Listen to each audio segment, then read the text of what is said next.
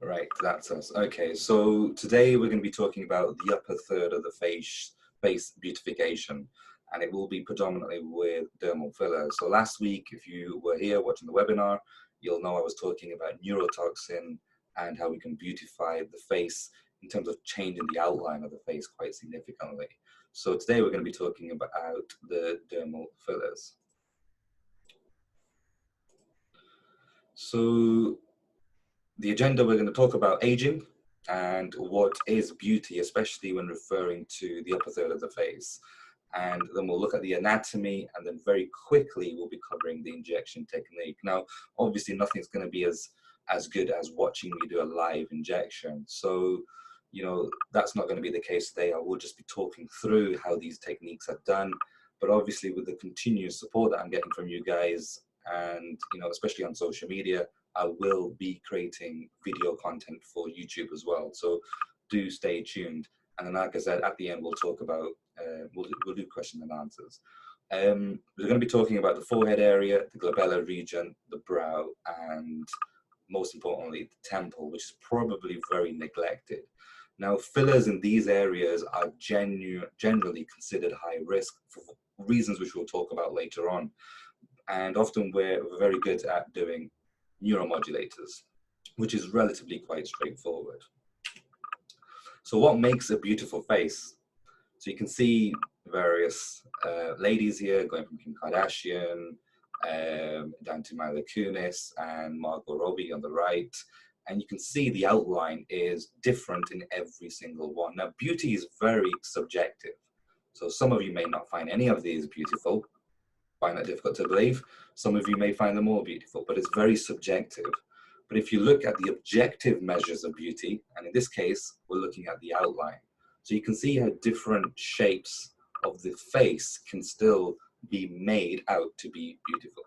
And this is very important when it comes to facial aesthetics, because often, we say that aging, you see signs of aging first either in the periorbital region or in the lips, but we often forget as practitioners to look at the whole face as a whole.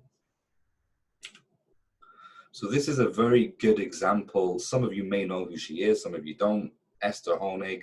There was an online study, I'll say study, done quite a while ago, I think a couple of years ago now. And this is a very basic image, not really been touched up. She's obviously got no makeup on, etc. And she sent this image as part of a non-clinical study, so to speak, to many countries around the world to see what their perception of beauty was. And these are just some of the results. Now, I can't remember off the top of my head where these are from, but for example, one would be the UK, India, Colombia, America, Australia, etc. You get the point. So it's very worthwhile keeping hold of this name, Esther Honig, putting it into YouTube, into Google, and just seeing how beauty is portrayed throughout the world.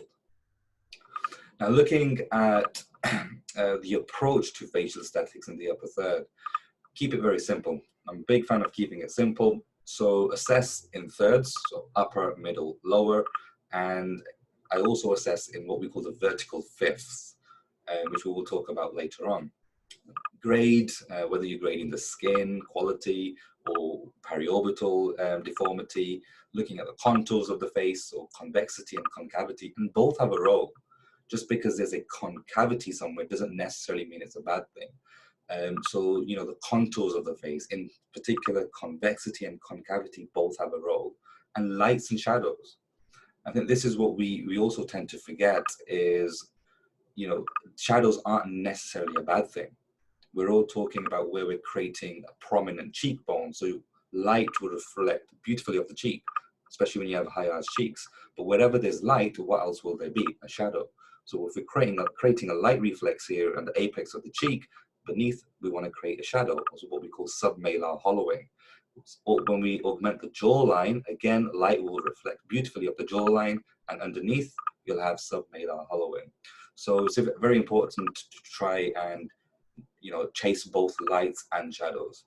And then you've got various other things on the right-hand side of the screen, as you can see. So assessing the skin, the movement, in a dynamic state, in a static state. And then a couple of very important factors. So product choice, and the technique.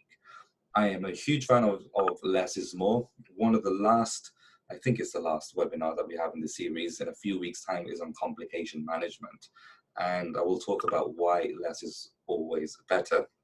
But essentially, you can always top patients up when they come back. So you never want to put too much at the get-go. So this is a brand that I've been using recently called Luminera. As you can see, this is just very, this is the HA range. It starts on the left-hand side with gentle, very fine hyaluronic acid, something that is going to be used, especially filling the glabella frown lines. And then we've got the lips, for obviously the lips. We have deep, which is my product choice when coming to fill the upper third of the face, i.e. the front, the forehead. And we've got ultra deep, which is when we're going to try and create a lift or contour to the face. And I will also talk through very quickly about the skin boosters, because that's one question I get asked quite a lot, is we're very good at using non-cross-linked hyaluronic acid, especially in the lower face, to try and promote hydration and get rid of very fine lines and wrinkles in places where you can't put Botox. So a question I often get asked is, where do you inject a skin booster in the upper third of the face? And this is where anatomy is very important. And again, Luminera, the advantage that we have here with skin boosters is purely that we've got a variation of concentrations. So it's not one rule fits all. We can actually pick what we would like to use. So just moving on to the aging process, and this happens at a multi-level, it's a multi-level process. So obviously the skin, we're going to see depressions, fine lines and wrinkles because of loss of collagen underneath, but you're also having aging in the deeper layers, whether it's the fat compartments, which may atrophy or hypertrophy, and we also have bony resorption. And I am a huge fan of injecting a lot of product, or a lot of the products rather, deep onto bone. And the reason behind this is, if you think of a table and the tablecloth, as we get older, the table is shrinking. So without a doubt, you're going to have fine lines, wrinkles, and you're going to have descent of the fat pads, and you're going to have gels forming. So the whole aim is to try and create a lift in the face and make that table bigger. This was a very interesting study done by Wana Dina, and this was done in 2013, where they were showing the sequence of the aging in the fat pads. And as you can see here on the right-hand side, the first part of the face where the fat pads begin to age is in the periorbital region, so the roof and the soothe. And then the next would be the malar fat pad, and then we have the lateral temple and cheek fat pad, which begins to atrophy and then descent, and we've got nasolabial and buccal fats too. So you can see it's not one of the first parts of the face which will age, but it is still in the top 3. And today we're going to be focusing in this particular region up here. So this will be the temporal malar fat. And the periorbital region we will be covering in the next webinar. So if you look at this before and after, now this was done by J.H. Spiegel in 2011. Now this is actual surgery. And the reason why I put this up was I wanted you just to take a minute to think what would have been going on in the surgeon's mind prior to him doing this change. So there will be several factors that he'll be thinking, that the shape of the face, the hairline, the brows, etc., and the height of the forehead. So just a nice picture just to see such a drastic result, but just take a minute to think, well, what are we trying to achieve here? And it doesn't necessarily need to be a transgender patient. It could still be a female patient that we're trying to feminize, or a masculine face that we're trying to masculinize. So some of the things the surgeon would have thought of would be things like the height. So we're looking at the forehead height, the width of the forehead and how wide the forehead is in comparison to the distance from each of the zygomas. The height of the hairline is very important, the slope on profile view, and the surface. So looking at the skin, the quality, do they need neuromodulators, do they need skin boosters? And The ideal slope in a female face is around 12 to 14 degrees, whereas in a male face, it's slightly more steeper. And so you've got a more square-like appearance, even on profile. And you'll see here it talks about the promontory of the supraorbital rim. So that's basically the ridge right beneath the brow. And as we get older, men begin to show more obvious signs of this, whereas the female face, it tends to be very mild. Looking at the anatomy of the forehead, and injectables in general are obviously very fun and for the most part very safe, but when we venture out into the upper third of the face, this is where you are likely to see some very nasty complications. So the most important thing is anatomy. You know, product choice and technique, etc., comes afterwards. So the anatomy is the most important thing. So looking at the forehead, very simple. The layers will be the skin, the superficial fat pads. You do have two lateral and one central. The frontalis muscle, the SMAS, which is the superficial muscular apparent system. And you've got the deep fat pads, and then you have the periosteum. And very simply, looking at the frown line muscles, the procerus, the corrugator, and the depressor supercilii. Now, especially for the frown region, Botox may not give you an adequate result. Therefore, fillers are going to be your next step. Now, sometimes you'll have patients that come in and say, look, I've got very deep frown lines. It may be, you know, they've left it too late, or maybe hereditary. Can you put filler in? And regardless of how deep it is, I would always recommend still starting off with a neuromodulator first, bringing them back after 2 weeks, and then just assessing whether they need more or whether they will be suitable for dermal fillers in the frown lines.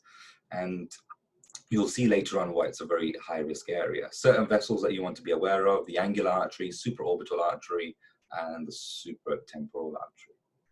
This is a very important image, not my image. It's been taken from Ik-Soo Kao from a book that he wrote in 2019 regarding the danger zones of filler injections. And it very beautifully demarcates where the external carotid system, here in black, anastomoses with the internal carotid system, here in red. So this is why an injection down near the mandible or even in the lips can cause visual disturbance, i.e. blindness. So you can see the arteries here, which are very relevant for forehead injections, which is your supratrochlear artery, and then you have your supraorbital artery. And normally, especially for the supraorbital artery, you can normally feel a little notch, so your supraorbital notch, and it tends to be in the mid-papillary line. As for your supratrochlear arteries, when the patient frowns or when you manipulate the frown and when you get your classic 11 lines, the artery tends to sit deep beneath those lines. And in a nutshell, wherever there's a crease in the face, guess what's lying beneath it? It's likely to be a vessel. So the most important thing here is not necessarily knowing what the arteries are. I'm sure some of us can name all these arteries out here in the diagram. The most important thing in facial aesthetics is injection depth. Okay, so anybody can tell you what the arteries are, but not everybody knows which is superficial and which is deep. Okay, so injections of the face is all about where the tip of the needle is. It's not about, is a cannula safe? Is a needle safe? Do we need to aspirate? Okay, there's so many questions that keep coming up in regular practice, but the most important thing is get that textbook, learn your anatomy, do some cadaver dissections, and just learn what is in each layer of the face. So in terms of injecting the forehead, you've got two main options. You've got your cannula and you've got a needle. Now, I am a needle person, generally speaking, all over the face. I can do a full face treatment with a cannula and I can do a full face treatment with a needle. So a good practitioner will pick one of them safely and be good at it. And a great practitioner will be able to do a great job with either or. And the reason why they'll be great at it is purely because of anatomy. So my preference is for injecting the forehead, injecting multiple bolus injections. This can vary from maybe 5 to 10 injections onto periosteum. And I will show you a diagram later on as to why we need to inject on the periosteum. And if I'm injecting with a needle, as I said, I remain at higher than 2 centimeters from the orbital rim, the superior orbital rim. And the reason behind this is the supraorbital artery and your supratrochlear artery are very deep at this stage. Okay, so in the frown region here, in this region here, your arteries, supratrochlear, supraorbital, are very deep. Now, if you try pinch the skin here, try get onto bone, there's not a lot of substance to get hold of. So the average distance between the skin here and periosteum is around 2.5 millimeters. So even when you're filling the frown lines, it's a very tricky area to be in. But coming back onto the forehead, so if you're injecting the forehead, we'll do multiple injections, maybe 5 and then 5 underneath, so 10 injections as an example. Get a needle and I'm going straight onto periosteum, and I'm making sure from the brow or the supraorbital rim, I'm above 2 centimeters. So it might be a good idea marking out where 2 centimeters is and then going down onto periosteum. And what I would recommend is always treating one side first and then comparing the results. How do you compare the results? Get them to raise their eyebrows. So it's all about trying to get rid of those dynamic and static lines. And it's a very nice treatment to do. It's not something that's routinely done very often, given its high risk or lack of knowledge, but it is a very nice treatment.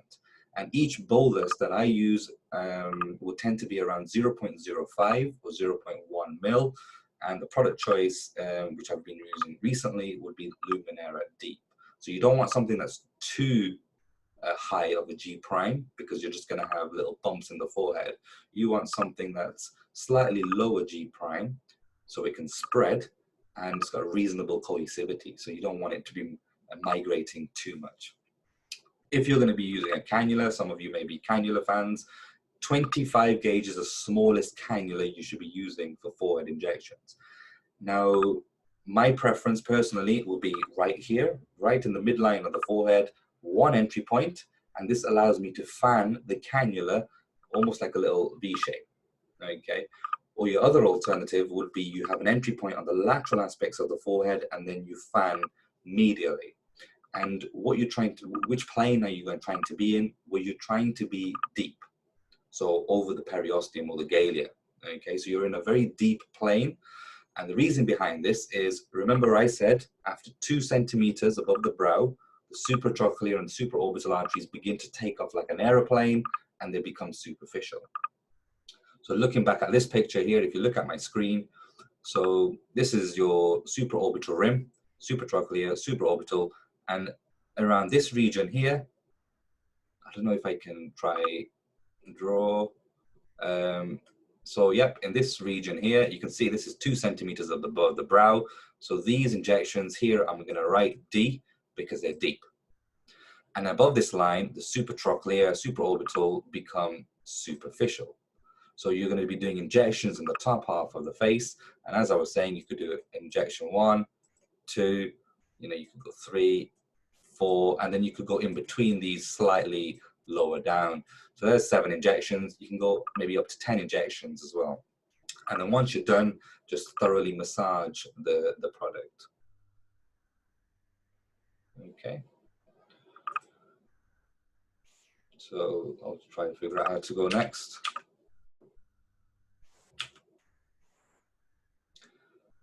Now, the last point that I want to talk about in this area here is what this doctor said in the study, which was done back in 2017. Now, in a nutshell, it basically says that a cannula is going to be a little bit more precise than using a needle. Now, if you think of this logically, if your needle is going from the skin deep onto periosteum, what are you creating? You're creating a tunnel or a channel for the product not to necessarily happen, but potentially it may migrate back up the channel and then spread in a different plane. So this study did conclude that it may be a better option to use a cannula because the product is likely to stay in that plane. So looking at the frown lines, you'll have 2 options just like the forehead. So essentially you're going to so I'm just trying to clear all this, that's fine. So if you're going to use injectables in the frown line, my preference is to use a needle and I tend to inject along the frown line itself. Now, when I'm injecting, I aim to be intradermal. Remember I said the average distance from skin here to periosteum is around 2.5 millimeters. That's your average distance. Now, the actual artery itself is likely to be around 0.6, 0.7, 0.8 millimeters. Okay, so that doesn't give you a lot of distance to play with. So it's a very high risk area. And so if you don't want to use a needle, and if you're a fan of a cannula, again, you've got an option of having a lateral entry point here, and then you would feed a 25 gauge cannula immediately. Now, which plane would you be in? Again, you're going to be just subdermal. So you're very superficial when injecting the frown lines. And again, the product choice here is going to be possibly something even softer than what you would use in the forehead. So a very low molecular weight product is going to be ideal. Coming on to look at the brows, so you can see a very brief comparison between the male and the female. So first and foremost, as I said to you in the previous webinar as well, I always look at the outline of the face, and you can see here it's a very vertical and square-like, and on this side it's almost a V shape. Okay, here you'll have horizontal flattening of the chin. Here you'll have more rounding and an apex of the chin. So very obvious differences. And then when you look within the face, and here we're obviously focusing on the brow, you'll see that the male brow is lower, okay, and it actually sits on the supraorbital rim, whereas the female brow tends to sit just slightly superior to the superior orbital rim.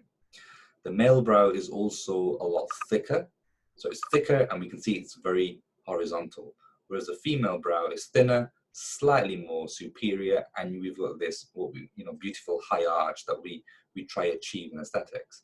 And my way of injecting to achieve a brow lift is by injecting the temples. So I find by doing Swift's points, or one up, one across from the temporal fusion line, which we'll talk about later on, will give you a very nice brow lift. Now you can do brow lifts with neuromodulators, with toxin.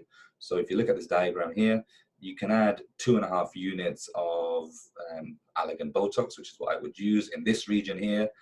Or alternatively, you can inject the medial aspect of the frontalis, ignore the lateral aspect, and that should give you a nice lift too.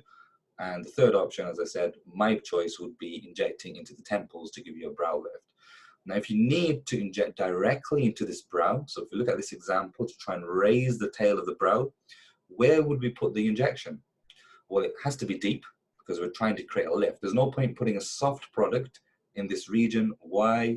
Because it's just going to migrate, and you may cause ptosis. So we need a thick product with a high G prime, not a lot of it, and we're going to inject anywhere in this region, just underneath the tail of the brow, onto periosteum. Now, if you inject above the brow, guess what's going to happen to the brow? You will push it down. If you inject directly underneath it, you will push it anteriorly, so you get anterior projection. And if you inject just beneath this, you will be creating that brow lift. So keep in mind, you can still do toxin in the frontalis muscle, medially obviously. So that's where the combination of techniques will give you the best outcome. Looking at the temples, so the final part of the upper third, there's quite a fair bit of anatomy to cover in the next few slides. But why are we doing temple rejuvenation? Well, volume loss will result in a wasted, gaunt-like appearance, and it can either defeminize or demasculinize the face. Now, the temples aren't exactly the first part where you'll see signs of aging, and as we know from the previous slide, it tends to be the periorbital region where we first see signs of aging, which I'll cover in the next webinar. But when it comes to the temples, it's a third out of 5 places in terms of which is the quickest to show signs of aging. So as we can see here, in a 35-year-old, a 45-year-old, and a 55-year-old, there's atrophy of these deep fat pads, and there's descent, then there's obviously disproportion and asymmetry. And this is why everything sags and heads downwards. Now, these fat pads don't exactly run and fall off the face, so to speak. Reason being is because of the retaining ligaments that we have in the face too. So the temple anatomy, now this is probably the most important thing that I can stress in this webinar is the anatomy when it comes to the temporal region. Now, some of you may do temporal injections, some of you may not, but there's two methods obviously to do the injection. One is with a needle, one is with a cannula, but they're done completely differently. And there's different reasonings behind that too, which I'll come on to. So just looking at the layers of the skin, there's 10 or 11 layers, if you like, of the skin. And we'll start off here at the skin. Then you get the subcutaneous tissue. You'll have then your superficial temporal fascia, beneath which you'll have loose areolar tissue, okay, which is an avascular layer. And then you have a superficial layer of the deep temporal fascia, the superficial temporal fat pad, which is supplied by the middle temporal artery, then the deep layer of the temporal fascia, and then the deep temporal fat, temporalis muscle, and then the periosteum. Now, as I said, there's two ways of doing the injections, needle versus cannula, which we'll talk on to. But let's look at the boundaries first of the temples. So as you can see in this diagram here on the right-hand side, the superior aspect is just here where my cursor is. So this is basically your temporal fusion line, okay? And this part is the anterior border of the temple, okay, which is your lateral orbital rim and part of the zygomatic bone. And the inferior will be the zygomatic arch, okay? Now the temple region itself, we can split the temple into the superior compartment and the inferior compartment. So this is where the zygoma is, as you can see, and 1 centimeter above, which takes us into this region here. So this will be considered the lower compartment. So if you look at this diagram, taken from Huang's paper back in 2013, here, as I was saying, you've got the UTC, which is your upper temporal compartment, and then you have your lower temporal compartment here. And how are they split? Well, this is your superior temporal septum and the inferior temporal septum. This is zygomatic arch, orbicularis retaining ligament, and here you'll have underneath the zygomatic retaining ligament as well. Now, this is a very dangerous area to be injecting.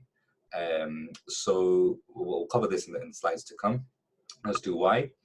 And if you look at this real cadaver dissection, this is your superficial temporal fascia, and within here, this fascia you can see is a superficial temporal artery, okay? So it's a very scary area to be injecting in the face, and the reason behind that is, well, look, if you're superficial, you've got the superficial temporal artery, and if you're going onto periosteum, guess what you have within the muscle? The deep temporal arteries, both anterior and posterior. So just having a glance at the vasculature of this face, and you know, every time I see this diagram, I think, why do I inject the temples? Because it is probably the most scariest place to be injecting. I mean, people are afraid from the nose or the periorbital rejuvenation, but the temples is probably the scariest or the highest risk zone, so to speak. Now, here you'll see the superficial, here you'll see the external carotid artery, and then you'll have superficial temporal artery, which runs up, and that will branch out into the anterior and posterior branches. And then you also have your transverse facial artery that runs into the face, and the internal maxillary artery. Now, when it comes to injecting the temples, you want to be injecting deep if you're using a needle, and you're going to be using, if you're going to be using a cannula, you're going to be injecting very superficially. Now, before I carry on with this, in a nutshell, the reasons behind what I've just said in terms of injection technique, the temporalis muscle is a muscle of mastication. So it's a muscle of chewing. Therefore, it's not going to be dynamic. It's actually stuck onto periosteum, okay? So once your needle goes right onto the periosteum, it's difficult to get the product beneath the temporalis muscle. And actually what happens is the product tracks back up the needle and then just spreads in the fascia just above it, okay? Now, I've just told you that the temporalis muscle, being a muscle of mastication, is stuck on the bone. So if it's stuck on the bone, and you also know it has the anterior and posterior deep temporal arteries, then how close are you to danger? Okay, so you're very, very close to danger. Now, if that needle touches periosteum, yes, you're going to aspirate for 10 to 15 seconds, but also you want to make sure you stay on periosteum. Okay, you really do want to be making sure that the needle sticks to periosteum throughout the injection period. And you want to be using a thick product. Why? Because you're trying to create a lift. Okay, so we're talking about using a needle here onto periosteum. You want to create a lift. How much would I use? I tend to use anywhere between 0.5 ml and 1 ml. If they need more, bring them back. Okay, we'll talk about the exact spot of where you should be injecting shortly. Now that's just the arteries of the upper third, but we also have this very important structure in the upper third of the face, and this is your middle temporal vein. And if you look at this diagram here, so this blue thick vein here is your superficial temporal vein, and here is your middle temporal vein, and then we have your sentinel vein just over here.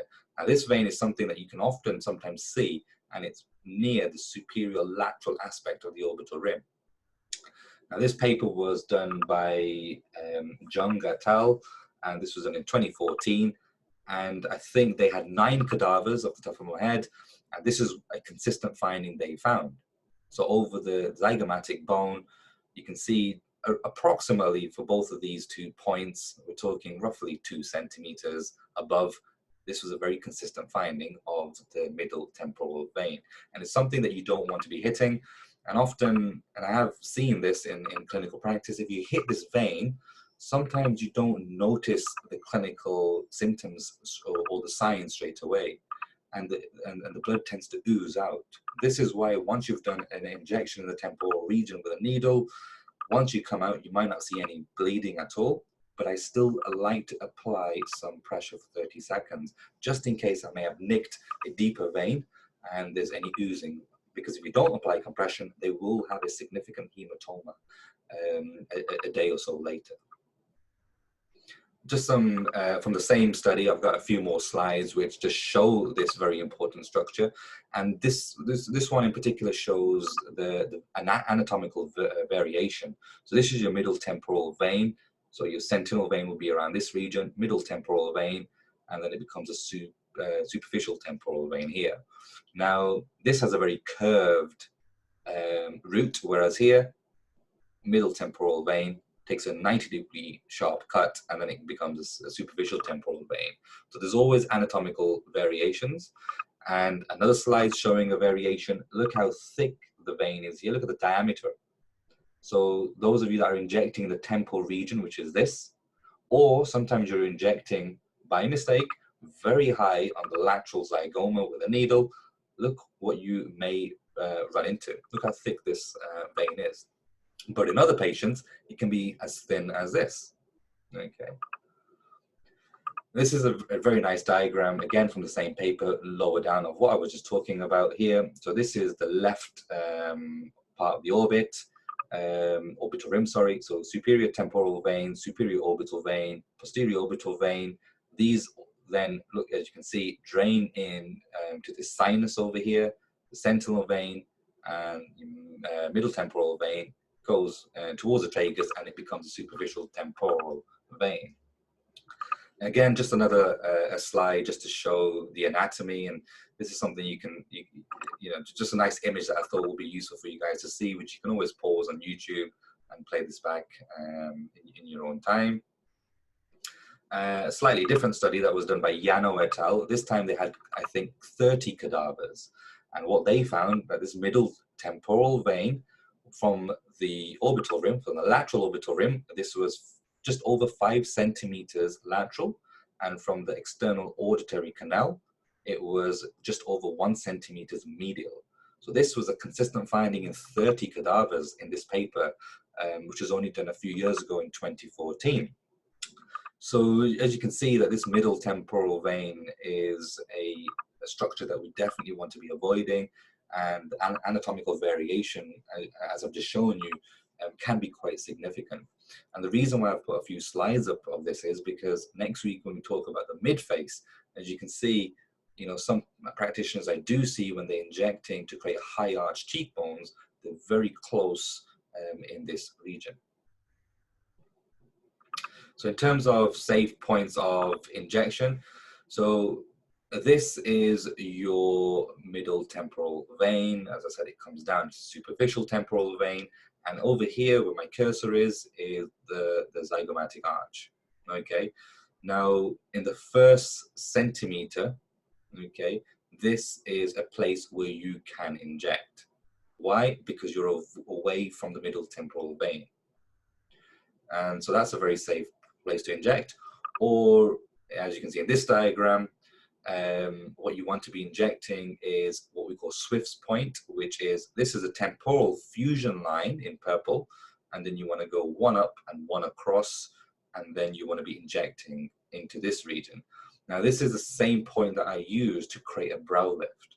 I often find that this point can also be achieved by going from the lateral canthus 2 centimeters lateral, 2 centimeters superior, and you are also going to be more or less in the exact same place, because the temporal fusion line can be sometimes a little bit tricky to feel if you've not felt it before or you don't have that experience. So you can always go from lateral canthus 2 centimeters across, 2 centimeters superior, and you don't just inject blindly.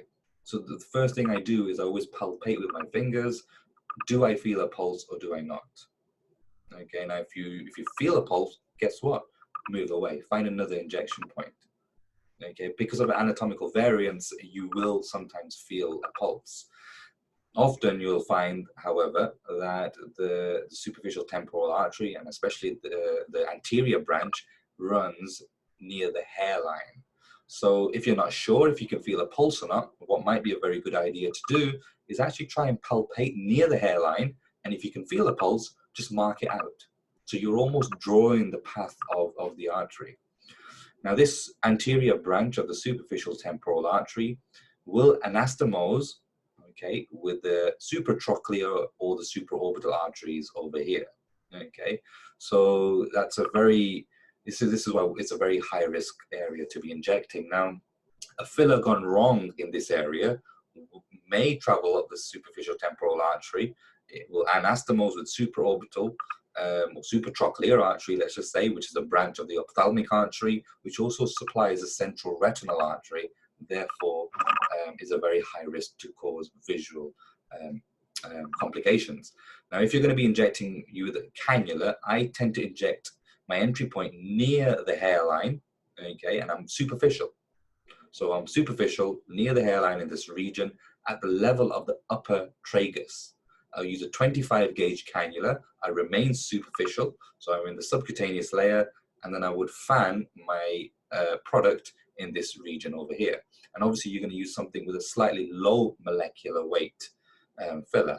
Whereas if you're going to be using a needle, which is my preferred point, I then go from the lateral canthus, 2 centimeters lateral, 2 centimeters superior, palpate to see if there's a pulse or not, and then I will inject the product deep onto periosteum. 0.5 to 1 mil is what I find you often need. Now, this is an example. We don't need to look at the rest of the face. There were a few things that I've done, as you can see, the jawline and the piriform fossa. But if you take a look at her eyelid, now it might not be a very good angle to see from the temple point of view. You know, the temple has been injected with only 0.5 mil of a deep product. In this case, I had used Luminera Ultra Deep, and I haven't touched the brow. I've only injected into the temple, and from the lateral canthus here, I came 2 centimeters across, 2 centimeters up. So this is the region I would have injected. Okay, now once I inject this region, a little trick is also to keep a couple of fingers in the hairline here. Because this product, once you're doing a large bolus, where will it run? Well, it's not going to run anteriorly here because of the temporal fusion line and the orbital rim. But it may run back into the hairline, where it becomes wasted. You don't need it in the hairline. Or it may run inferiorly in this region and fill the temple out, which is what we want. So if you're injecting onto periosteum in this region, keep 1 or 2 fingers posterior to the product. Therefore, once it builds up, it will then run inferiorly and fill this whole region up just with 1 injection point. You don't need to massage too much, because once they start eating, maybe an hour or so after the procedure, the temporalis muscle is obviously contracting, and it will promote spread of the product. And as you can see, if you look at the eyelid, you know, I mean, this is pretty much borderline as good as having a surgical lift to the brow, and the lid. So you can see that the lids have opened quite significantly in this case. Okay, so that does bring me to the end of this webinar. It's taken us around 50 minutes to do. Before we do start the question and answers, I just want to say that all these webinars are uploaded onto YouTube. So please do subscribe to the channel, because then it obviously motivates me and the team to basically produce more content for you guys. And again, it is free, so do subscribe. As you can see here on the screen, that's the Training Academy Instagram and Facebook, and same with my personal Instagram and Facebook. So please do follow, and you can always ask me questions whenever you like, really. Okay, so this is the last slide here before we start any questions. So remember, Monday evening I will be doing Instagram Live and talking to you all, basically, with whatever you would like to ask. You can ask me whatever you wish, and that will be around 6 p.m. UK time. So I'm just going to turn the screen off, so you can see. Right, and then I can see the questions. Right, so anybody got any questions, feel free to fire them through. Hi, Sadia. You're asking about the textbook. I will try to find you the name of the book, and then I'll get that out to you. Everybody's just saying thank you, thank you, thank you.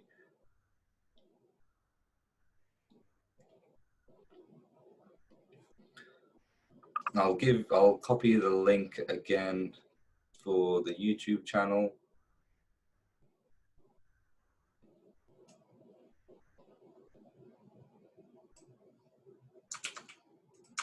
So here's the link, guys, again for the for the YouTube channel.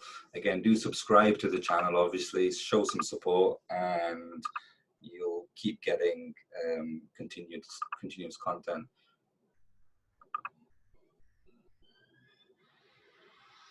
Thank you, thank you. So obviously a lot of people saying thank you, really appreciate it.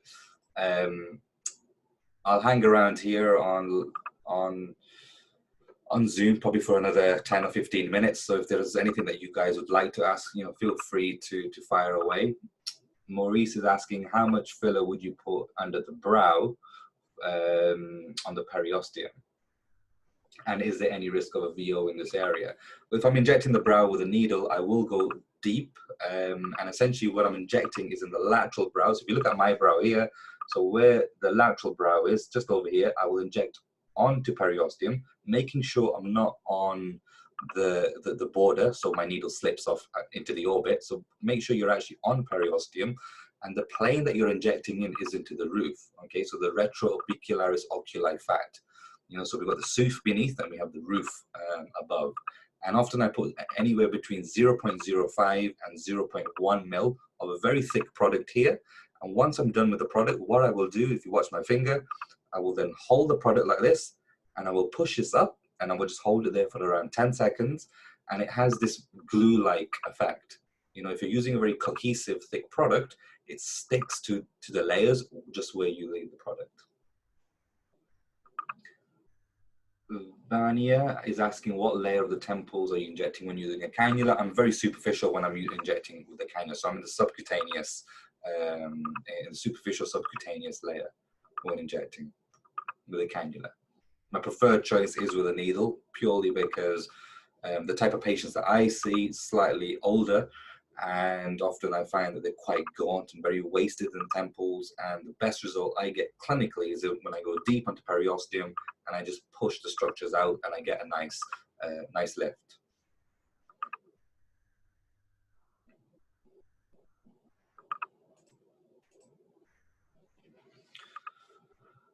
Hi Artie, you're welcome. Hope you caught up on the last webinar, by the way. Quick question. Everybody's typing so quick. For the supraperiosteal bolus, should you require to inject more than 0.3 mil, do you do it as a single bolus or do you do a separate bolus of 0.3 or 0.5?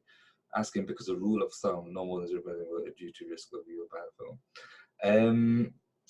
Super. Are you talking about in the forehead or for temple rejuvenation? So when I inject the temples, or specifically for the temple, okay, cool. I inject 0.5 mil at the bare minimum. If I feel clinically that they need a little bit more, again, just with one injection, I will inject 1 mil. But a good practice, I think a good practice is doing 0.5 mil, coming out, assessing the clinical the result, and if you feel they need more, you may go back in the same place again, or again use your finger, try palpate where there's no pulse, and then you may inject a second injection. Looking at the evidence on PubMed, to get a biofilm in the temporal region is very rare. So I wouldn't worry too much about getting a biofilm. Yes, less is always more, but I wouldn't worry about a VO overlay if you're in the right plane. Okay, there's other things to worry about. And I will go into a lot of detail when we do the complications webinar, but essentially, yes, less is more. 0.1 bolus is probably the best thing you should be doing in the face. But obviously you're doing 0.3, which is absolutely fine. It's nice to have rules in your own practice. And you're saying that you also do 0.5, yeah. No, I think you've been told by some doctors and colleagues that we're taking risks in the temple. I would happily argue with whoever. As soon as you have a needle in your hand, no matter how good you are as an injector, you're taking a risk. There's been documented cases of people going blind from lip filler. So, and look how common of a procedure that is. So whenever we've got a needle in the hand, we're always taking that risk. Yes, there's high risks and there's lower risk areas of the face.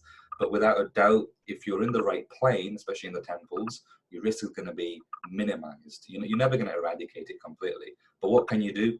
Inject very slowly, use a slightly thicker gauge needle so you don't penetrate periosteum, and inject smaller aliquots, inject very slowly, and aspirate. So there's various things that we can be doing to minimize risk. I think just to say to someone, you're injecting 0.5 mil, that's too much, and you're going to run into risks, I don't think that's probably the best way to go about things. Sorry, I know there's a lot of questions being asked, and I'm trying to catch up with them all. There's a lot of thank yous, so I really appreciate that. What do you think about PDO threads for a brow lift? I have done a fair few, and I'm not overly fan of doing them, especially if they've got very thin skin, because depending on the type of thread that you're using, and I won't be mentioning any names, the patient's left looking, like it's quite obvious that they've had something done, whether you can see the thread initially or not. I mean, they do give a very nice result, but at the end of the day, they do come with their own risks as well.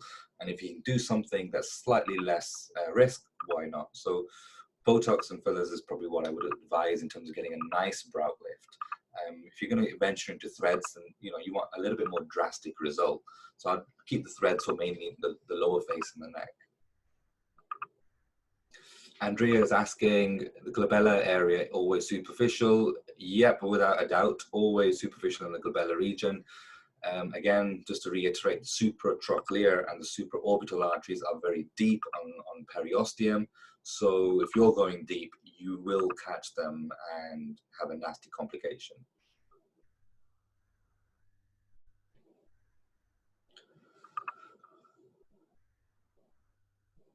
Maurice is asking, would you create an entry point for your cannula over the anterior zygomatic arch rather than from the hairline for easier injection? Yep, without a doubt, that's also doable.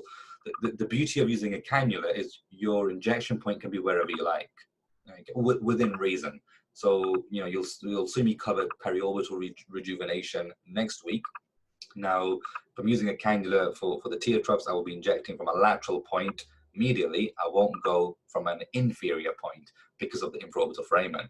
But when it comes to the temples, whether you're near the hairline or whether you're a lot more medial and anterior, is entirely up to you. And remember, with the cannula, you're going to be superficial. So you're in the subcutaneous plane, therefore you're perfectly fine to put the cannula entry point wherever you like. In fact, with temples, I've even put a cannula entry point higher up and worked my way inferiorly as well. So you can go higher up and you can go lower down.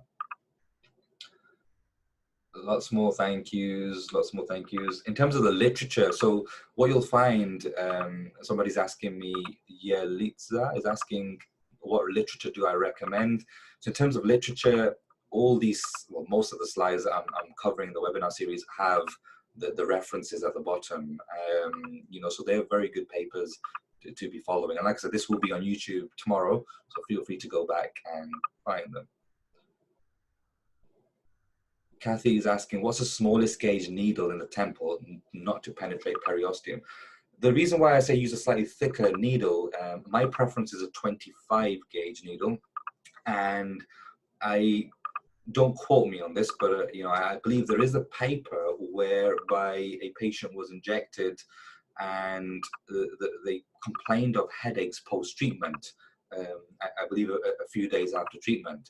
And once they had some scans done, I believe a CT scan or MRI, they found that the product was sitting intracerebrally. Therefore, the product's penetrated periosteum. So, and which can happen if you have a very sharp needle, if you're using a lot of force, and if you've got a more mature patient whereby the bone is already quite thin and brittle. So 25 gauge is what I would recommend. Thank you, thank you, thank you, thank you. How deep do you inject botulinum toxin in the frontalis? I am intradermal. Okay, so I am intradermal, but you can also inject slightly deeper, so you're intramuscular, and studies have shown that there's no difference whatsoever. Okay. Thank you again. Thank you. Thank you. Thank you. Perfect. Can you send the presentation by email? It will be going on YouTube. Okay, so feel free to find us on YouTube, and I will be uploading the presentation there. So there's still around 200 of you guys still watching me. So either I'm very beautiful and you don't want to go to bed, or you have a few more questions. So fire away.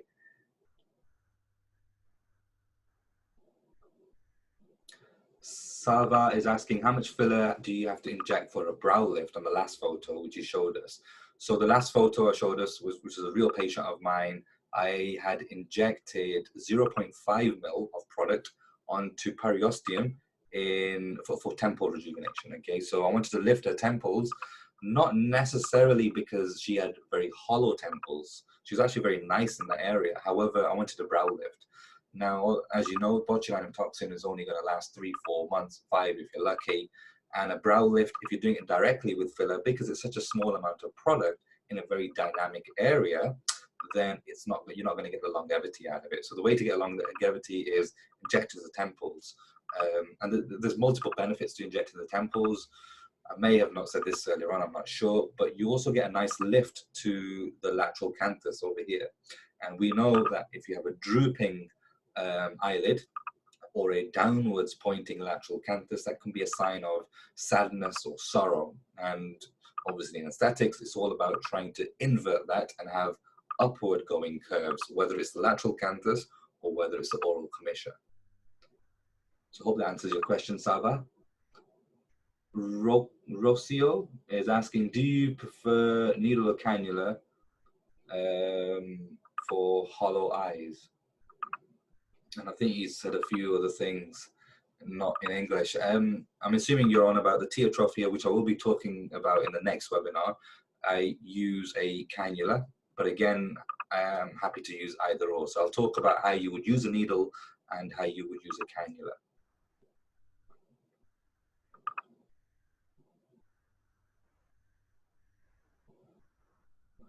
Maurice is asking, I've always used a needle for temple augmentation. I understand this is your preference also, correct? Why? Is it worth switching to a cannula for safety? I'm worried about creating a superficial lump with a cannula. I use cannula mostly everywhere else. Now, this is a big question about cannulas and them being safer. I can tell you outright, a cannula is not safer than a needle. They are both as good as each other, okay? And think of it this way. You have a complication with a needle you've injected into the vessel, intravascular, you're going to obviously have a nasty complication.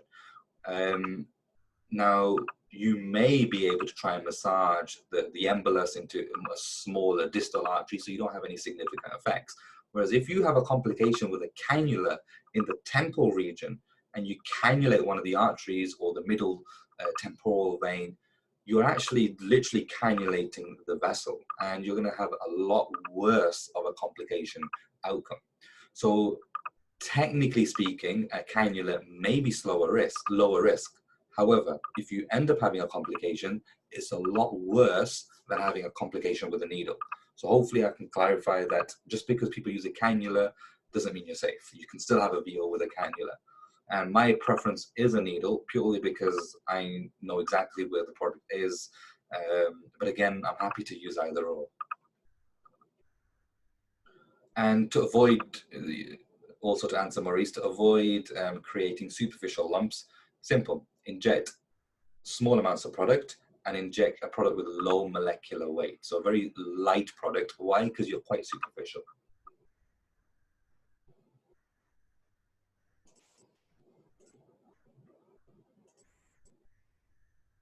Would you inject the temples and under the brow with the same filler at the same time for more lifting effect? Yeah, but there's no right or wrong answer with that whatsoever. So you can definitely do that. Let's see what else people are asking.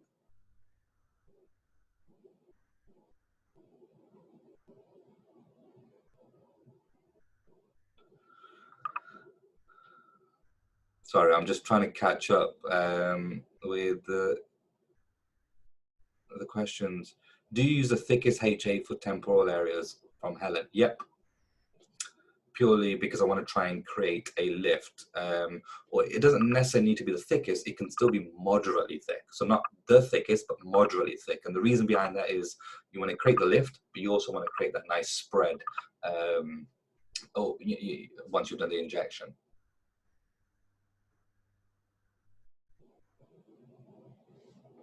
Sadia is asking, it's a very high risk area. What's the safest technique to inject, as the anatomy of the vessels can vary? My technique is with a needle onto periosteum, and I go, like I said, from the lateral canthus 2 centimeters across, 2 centimeters up, palpate, no vessel, straight onto bone with a 25 gauge needle, 0.5 mil. And it's never proven me wrong. So that's a very nice way to do the treatment. But there's no right or wrong answer in terms of what's the safest technique to use. Okay, so the best thing when it comes to the temples is, I mean, I can make up another point in the temple, I'm sure you can too, but the best way to inject temples is these 2 fingers, palpate. Do you feel a pulse? Yes, stay away. If not, then crack on and inject. Lots more thank yous.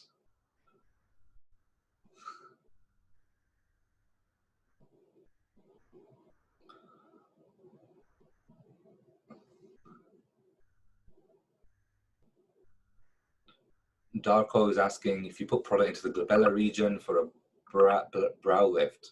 So for a brow lift, I put product into the lateral part of the brow. And if I'm going to be using a cannula, yep, you're right. You want to be using a slightly lower gauge product, if filling the glabella, as you've asked. But if you're filling the lateral brow with a cannula, you can go deep. And if you're going deep, what product will you be using? Something that's quite thick. Hi, Sajni, you're welcome. You're welcome, Maurice.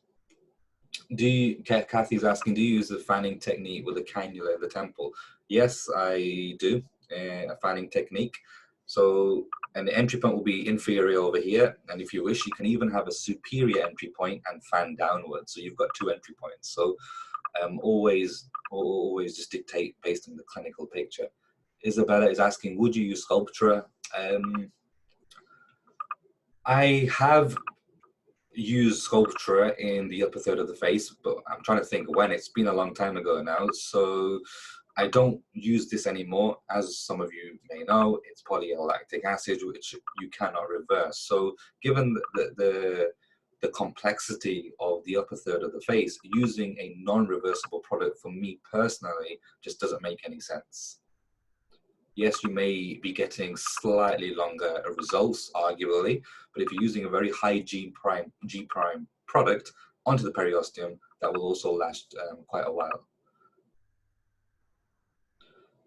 Athena is asking about contraindications. Well, contraindications you can split into various categories. Managing expectations. If the expectations are ridiculous, obviously avoid. If they're immunosuppressed or they're on immunosuppressants, or if they've got infection risk measures. For example, if they're diabetic, you might want to just take precaution. But in terms of actual contraindications, the two main ones that I will say is, if the expectations are ridiculous, as I said, or if they've had significant surgery, especially in that region. The most important thing, however, as I said, when it comes to injecting the temples, is always palpate before you inject. You'll have various speakers around the world that will say, injecting this point, injecting that point, but never inject without feeling for a pulse. Okay, but in general, the people are definitely safe to be going ahead with temple filler treatment.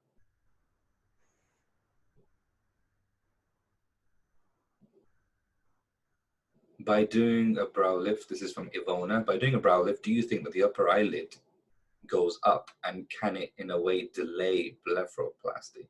It depends how you do the brow lift. I would say the answer to that question is a potential yes if you do the brow lift with a temple filler. I find that you get a lot more drastic result using a temple filler. Obviously, the more you use in the temples, the better the result as well. So you may be able to delay a blepharoplasty.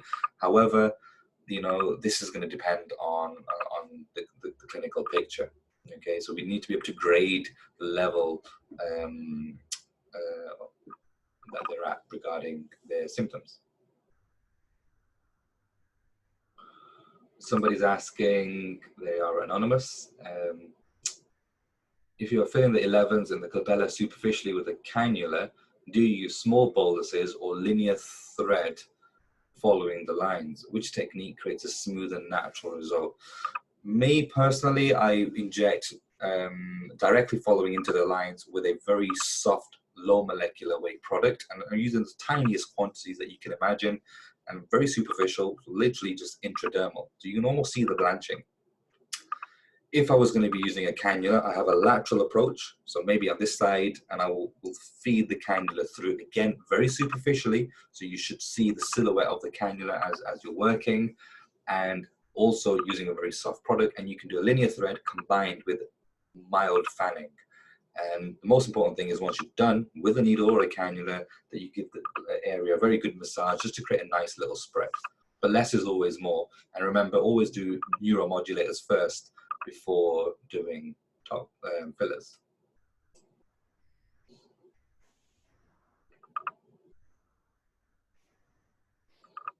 So I'll give you guys a few more minutes if there's any other questions.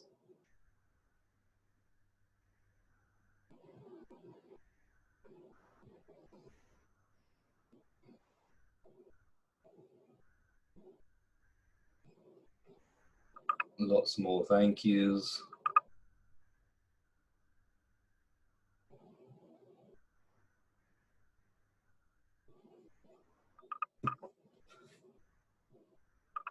Kathy is asking, is letrozole a contraindication for fillers? So letrozole is what we call an aromatase inhibitor, and I have seen a few ladies that are on these inhibitors and still done facial fillers. I can't remember what the indication was, and there's been not a problem whatsoever. So as far as I'm concerned, there's no documented evidence or guidelines saying that if you're on an aromatase inhibitor, you cannot use facial fillers. So it's not a contraindication whatsoever. Maurice is asking, just to clarify, how much would I inject under the lateral brow? Yep, 0.05 to 0.1, just underneath the tail of the brow. Once you're out, and remember you're on periosteum, hold the product, as you can see, like this, So just hold the product and just mold the product upwards and just hold it there for about 10 seconds. You're welcome, Kathy.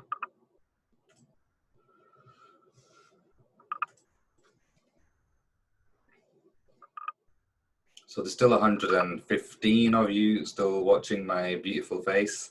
I don't know if some of you can see the screen here. So this is my Instagram, so please do follow the Instagram, and I will be going live on Monday evening where you guys can ask me pretty much everything and anything. Again, clinical related, non-clinical, business, difficult patients, anything you like, whether it's about me personally, my career, my journey, whatever you want to ask, you will have the opportunity to do so on Monday evening. And it's quite informal. It will all be on Instagram, but it won't be uploaded or recorded anywhere else.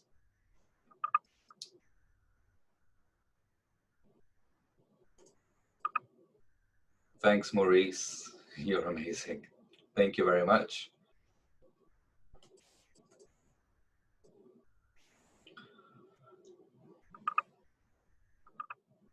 Maybe in the next, but probably tomorrow morning now, you'll also have the links for the future webinars. So obviously the next week, we're going to be doing the mid-face and the periorbital region. Let's see who else is on. Somebody's asking me, am I single? Wow.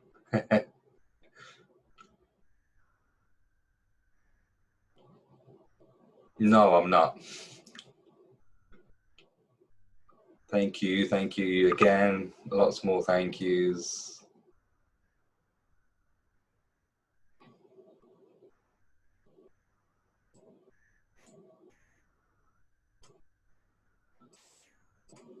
Is there anything else anybody else wants to ask? There's still 110 of you almost on here, so feel free to ask me. I will be coming off in the next 10 minutes or so.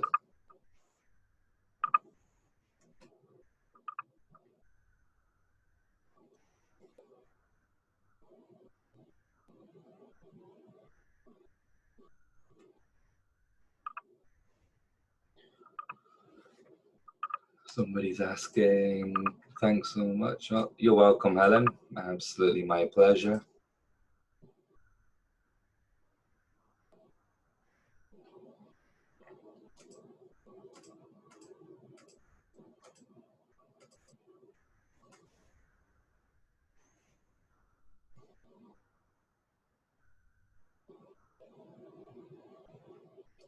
You can come to Belgrade if you're alone. Under the brow from Sadia, under the brow, which plane do you inject? So underneath the brow, remember always inject laterally because of the supraorbital artery, which is a little bit more medial in the mid-pupillary line. So inject lateral and inject deep. Okay, so the actual layer is the roof. Okay, so the retroorbicularis oculi fat, which just sits above the periosteum.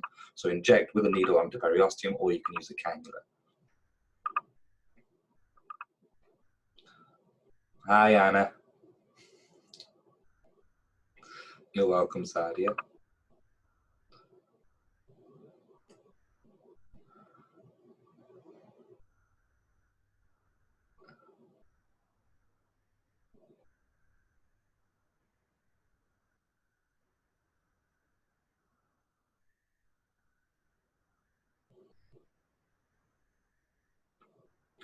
Still 100 of you.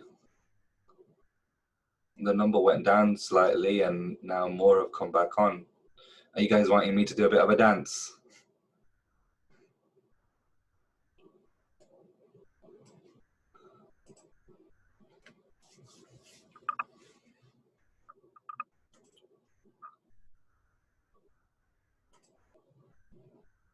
Will I talk about injecting the tear troughs? Yes, Helen. So that's the next webinar, which is next week on Thursday at the same time, 7 p.m.